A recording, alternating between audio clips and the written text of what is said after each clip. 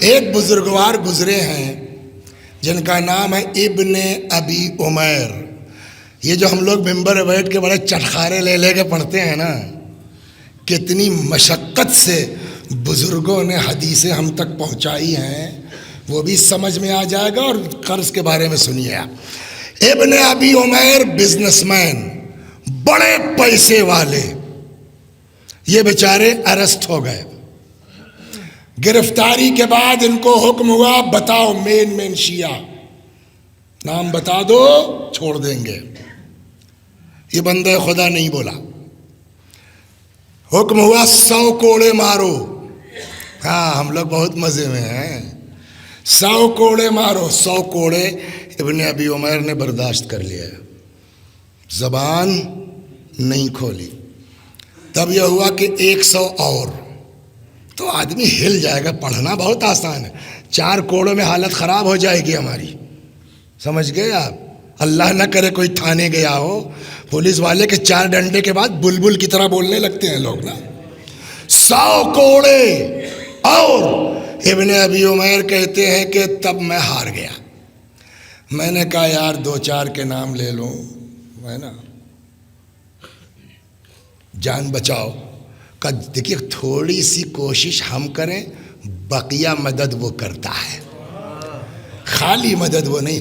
میں نے کہا 2-4 کے نام لے لیتا ہوں.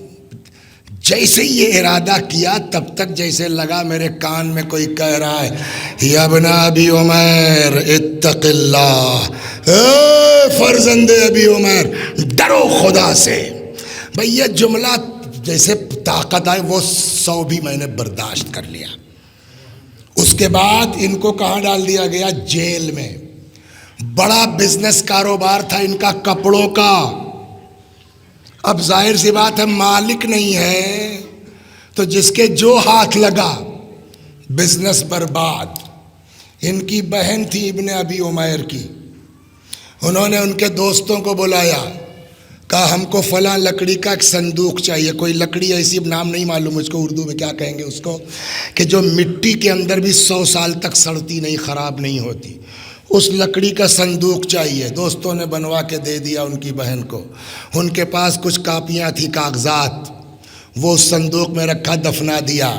لوگوں نے کہا اتنا بڑا بزنس تمہارے بھائی کا برباد ہو گیا، اس پر نہیں توجہ ہے، یہ اتنی سی کاپیوں کے لیے اتنا مہنگا صندوق. کہنے لگی اگر بھیا چھوٹ کے آئے گا میرا، اللہ توفیق دے گا، وہ پھر بزنس کھڑا کر سکتا ہے، اس کی مجھ کو پرواہ نہیں ہے. کہ یہ کاپی نہیں ہے، اس میں میرے بھائی نے جو اماموں سے اقوال سنے ہیں، حدیثیں، یہ وہ حدیثیں ہیں، یہ ضائع ہو جائے گی، علوم آل محمد ضائع ہو جائے. اب سمجھ لیں کتنی محنت سے ہم تک یہ چیزیں پہنچی. اللہ ان کی قبروں پر رحمت نازل فرما. جیل چلے گئے. کچھ دنوں کے بعد ابن ابی عمیر چھوٹ کے آئے. کیا چھوٹ کے آئے؟ تو اب پائی کے محتاج. مولوی صاحب اس دن سے ڈرو کہ یہ حالات کسی کے الیاذ باللہ خدا نخواستہ نہ ہونے پائے. وہ کہتے ہیں نا کیسے ایسے ویسے ہو گئے، ایسے ویسے کیسے. ہمیشہ ڈرتے رہو. ایک پائی کے محتاج. جس وقت یہ جیل گئے تھے اس وقت ایک بندہ خدا کو انہوں نے 10,000 درہم قرض دیا تھا. وہ غریب آدمی مگر شریف. جب اس نے سنا کہ ابن ابی عمیر چھوٹ کے آ گئے ہیں تو اس کو خود ٹینشن ہونے لگا کہ یار میرے موقع پہ یہ بیچارے کام آئے تھے، آج اتنا بڑا آدمی چونی کا محتاج ہے تو میری شرافت کے خلاف ہے، کہاں سے کروں. کچھ سمجھ میں نہیں آیا، انہوں نے اپنا گھر بیچ دیا. یہ شرافت ہے. بیچ کے 10,000 لے کے آئے ابن ابی عمیر کے پاس. صاحب کہا یہ کیا ہے؟ کہا وہ آپ جب جیل نہیں گئے تھے تو آپ سے لکھا، وہ ہم کو یاد ہے، کتنوں کو ہم نے بانٹا ہے، کتنوں کو دیا، ہم کو سب یاد ہے. لیکن یہ بتاؤ، میں یہ جانتا ہوں کہ 10,000 تم واپس کرنے کے لائق نہیں ہو. لائے کہاں سے ہو یہ بتاؤ پہلے. کہنے لگے صاحب لائے کہ ہم نے گھر بیچ دیا. کیوں؟ آپ میرے موقع پہ کام آئے تھے، اب آپ کے اوپر اتنی مصیبت، تو میری جو ہے ذمہ داری تھی.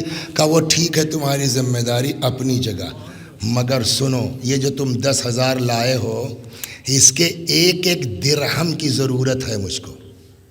ایسا نہیں کہ میرے پاس ہے، واقعی ضرورت ہے. بٹ اس کو کہتے ہیں شیعہ. پگڑی لگا کے کوئی شیعہ نہیں ہوتا، قبا پہن کے کوئی شیعہ نہیں ہوتا. یہ جو تم لائے ہو اس کے ایک ایک پیسے کا میں محتاج ہوں، مگر میں نہیں لے سکتا، مجبور ہوں.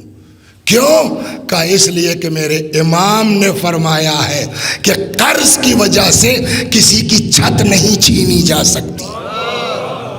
تم گھر بیچ کے کیوں لائے؟ صلوات.